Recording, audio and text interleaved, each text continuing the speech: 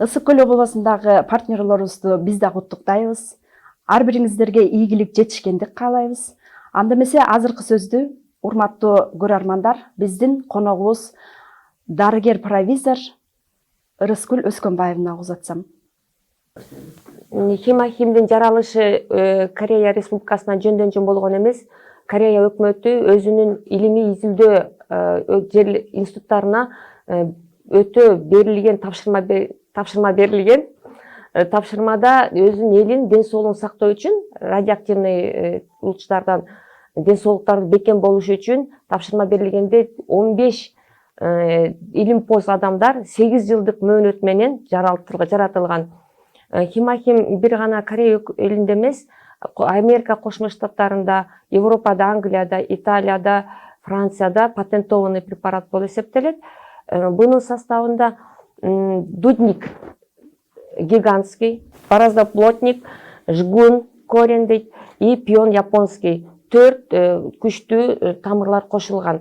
Булардын баардыгын 8 жылдык ичинде ар биринин кошулмасын бири-бирин кошумчалап көмөктөшүп лечение дарылоо үчүн убакыттар кеткен да. Эмесе ар биринин өзүнүн өзгөчөлүгүнө токтолуп кетсем, дудник гигантскийде бул ангел деген латинский сөздөн алынган, ангел деген сөздөн алынган 1374-жылы Европада чума басып кеткен. Ошол чуманы дудник менен лечение кылышканда, дудниктин эң биринчи таасир этүүчү нерсеси бул противовирусный деп коебуз. Азыркы кезде да вирус жүрүп атпайбы, ковид. Ошого дагы өтө чоң көмөк көрсөтөт да. Экинчи составында өтө көп эфирный маслолор бар. Андан сырткары 50ден ашык компоненттер бар, таниндер бар, гликозиттер бар, которые эмеге артериальный давленияларга таасир этет да, жогорку кан басымы жогоркуларына таасир этет. Ички органдарда эң негизгиси өткө көп таасир этет. Дискинезия деп коет, бизде өт жолдору буулуп калган. Дудникте ошол өт жолдору жакшы ачылат. Андан кийинкисинде баразоплотникте жалаң минералдар, витаминдер сакталат. Анын бизге таасир этүүчү нерсеси диуретический деп коет. Адамдагы ашыкча сууларды чыгарат. Баразоплотниктин эң негизги таасири өт жолдорунда таштарга, почканын ичинде, бөйрөк ичинде таштарга, кумдарга, ошолорду айдап чыгууга өтө чоң таасирин берет. Пион японский. Пион японскийдин эң биринчи Японияга келиши бул Кытайдан келет. 6-9 кылымдарда. Андан ары анан Европага кетет да.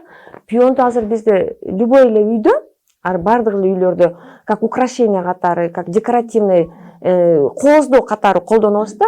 Анын ичинде канчалык деңгээлде таасирдүү заттар бар экен, биз аны көңүлгө албайбыз.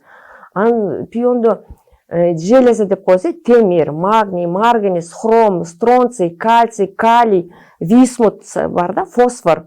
Булардын баардыгы адамдарда сөөк органдарын, мышц, булчуңдарды, нерв ооруларына таасир этүүчү көп байланыштар бар да, таасир эткен. Алкалоиды, тамины деп коет. Анан пион японскийдин өзгөчөлүгү бир стронций деген зат бар. Стронцийди бизде химиотерапияда тоже лечение алышат, костный сөөк рак ооруларында колдонушат да.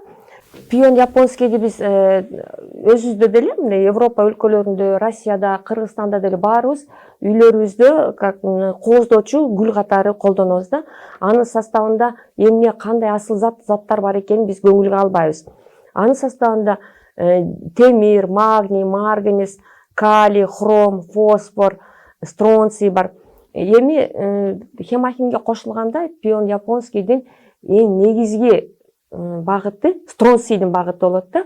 Бул даже сөөк, рак ооруларына таасир этет. Анын пионду деген еще андан бөлөк дагы биз настойка пиона деп аптекалардан алып ичебиз го. Эң жакшы таасир эткени бул противосудорожный. Эпилепсияларга, талма ооруларына таасир этет, уйкусуздукка таасир этет, эркектердин күч алсыздыгына таасир этет, аялдардын менструальный циклдарын нормалдаштырат. Анан химахимдин дагы бир составы күчтүү жгун корень деп коет, монни деп коет кытайлардачы. Бул дарылар чөптөрдүн баардыгы, дары чөптөрдүн баардыгы Кореяда дагы, Кытайда дагы традиционный медицинада колдонушат. колдонуп келишкен испокон веков. Анан жугун коринде эмне составында бар? Остол деген зат бар. Ошол остол деген зат биздин жогоруда айтылган чөптөр сыяктуу эле